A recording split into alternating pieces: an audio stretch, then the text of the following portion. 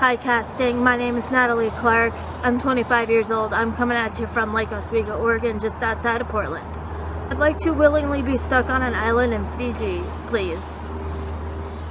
Reason number one.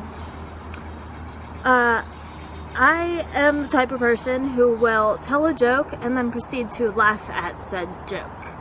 So I am unapologetically myself, and I don't really care what anybody thinks. Reason number two, I'm a Survivor super fan, and my mom and I watch every week. And if we can't watch together, then we'll DVR it and watch it whenever. I've been a student of the game since the beginning. Reason number three, I'm great at manipulating people, and as messed up as that sounds, it's great for the game of Survivor, because you're constantly having to lie to people. And I want to take that bad thing and make it into a good thing, and I want to use it in my game. Point number four, I have really bad anxiety, but I want to make my anxiety a tool in the game instead of a hindrance. You can have anxiety in the game, like that's part of the game, but if you let it consume you, you've gotten way too into your head. And that's just like in real life. For my anxiety, I had it ever since I was little, but I didn't really know what it was. So when I got to high school, I self-diagnosed myself with anxiety, and I'm going to therapy for it now, which is great, and it helps a lot. And I really want to use good anxiety in my game, rather than not good anxiety.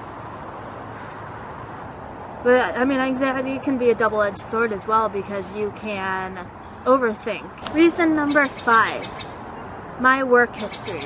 So about 4 years ago, I got a job at a local quick service restaurant, and I was really bad at my job because it was like my first job. And obviously I got better at it eventually. It made me be much more open, much more sociable than I had been previously. And, you know, in the game you have to be social. That's part of the game. And it really opened me up to more opportunities, and it made me meet a lot more people, expand my friend group. And I ended up wanting to be a shift lead, and they wouldn't let me be a shift lead, so I was like, okay. I ended up finding a new job that paid a lot better, but it didn't end up working out. So I ended up getting a job at a local Burger King due to a connection I had. So I got in there, I ended up transferring due to some personal stuff, and then got transferred again because another store needed more employees, so I was like, okay, it's closer to home. And they ended up making me a shift lead almost immediately as soon as I got there. And being a shift lead, you have to know what's going on in your job. You have to know sales, you have to know drive-through numbers, you have to know all that. And that can be applied to the game, where you have to know what's going on. Sometimes you're left out of the loop. Becoming a shift lead made me a lot more vocal and a lot more communicative, where I can advocate for myself and other people as well. And when you're in the shift lead position, you have to tell people what needs to get done and be that sort of guidance. So reason number six is I'm great at adaptability. I'm great at handling changes, no matter how much I don't like said changes. And whether that puts me at a disadvantage, I'm going to find a way to get out of it. I have an advantage in my personal life where I can look at the big picture, but also see what's at hand at the same time. And that's really helpful, just like in general. And I've learned to bring myself up instead of talking myself down. And I've learned to kind of block that out, because I know I'm worth it. I know I can do all this kind of stuff. Referencing a previous point of mine, my anxiety, my brain is always on the setting, like what if? Like, what if this happens? What if I do this? Can I do this differently?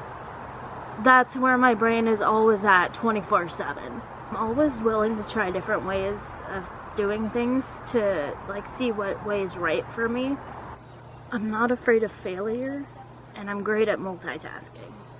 And bonus, I'm also great at memorizing series of numbers, so... And like going back to one of my other previous points, is my work history, is I deal with all of this as a whole at my job every day. So it's not like I'm any stranger to it. And my final point is that my passport is up to date, which... that's kind of important, right? May the odds be ever in my favor. And I hope to hear from you guys soon, because I would really love to be on the show. Yeah, this is like my dream. So thanks for you guys' time, and give me a call.